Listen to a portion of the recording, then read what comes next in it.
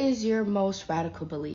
We don't understand addiction. We know fuck all about addiction, and that includes psychologists, psychiatrists, behavioral specialists, addiction specialists, counselors, sponsors, and addicts themselves. It's not to say that detox recovery programs like AA, and their atheist counterparts have not saved countless lives. I'm not here to take away from that. As the daughter of two addicts, one who I never knew, my father, who died from complications from alcoholism, and my mother, who by some miracle is a recovered crack addict after 15 years, I should, for all intents and purposes, also be an addict. Not to say that I have not abused a substance or two, not to say that I haven't had binge episodes in an attempt to self-medicate. We're not going to be including psychedelics in this discussion, that's a separate issue. But I can pretty much pick up anything and put it down and not have any physical withdrawal or psychological withdrawal. How do you explain that? Not a flex, genuinely curious. My mom was at rock bottom, homeless, walking the streets, did interventions. She said, fuck you. She's a single mother. I'm her whole life, and she was ready to walk away from me. My mom was dead for about 4 days when we couldn't find her. She had attempted to OD and unalive herself, and by some miracle survived.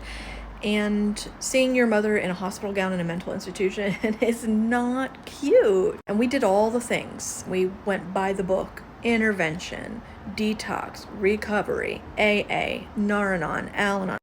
None of it took. We're talking post-rock bottom. Didn't take. One day, my mother just decided she didn't want to do it anymore. She was tired of it, bored of it, whatever.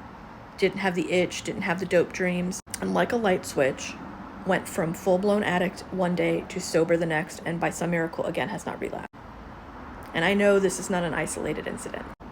I do believe that addiction is a disease, but we cannot continue to treat it exclusively as a disease without recognizing that more than that, it is a symptom of a sick society, of modernity, which exploits our need for escapism, for respite, for, to engage in libations and spirits. Melancholy and depression take hold of people in an infinite number of ways that we are only beginning to understand.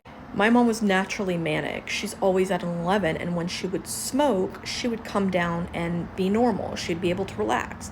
The opposite of what you think of when you think of a crack addict. And a lot of stuff is coming out in academic journals now about how chemical imbalances are a fallacy. Again, how do you explain this? Simply inviting us to open up to the possibility that from a biological, psychological, behavioral, existential, philosophical standpoint, we don't understand addiction. Perhaps because we refuse to look at the disease rather than focusing on the symptom.